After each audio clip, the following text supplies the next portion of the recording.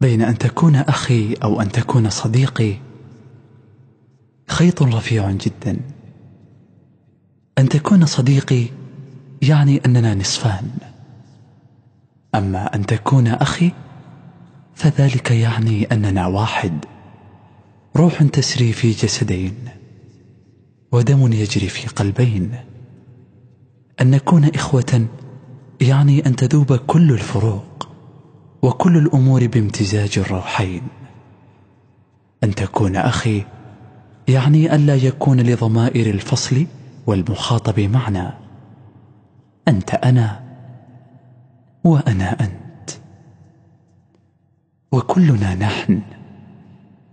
يا أخي، يا دفئا في زمهرير الدنيا وظلا إن شمسها أحرقت، لا تحسب أن أخوتنا معنى منحصر أو معنى مندثر، فإخاؤنا يعني أن نمضي سويا في درب الجنة ممسكي الأيادي، نغفر الزلة ونقل العثرة ونشد يدا بمحبة.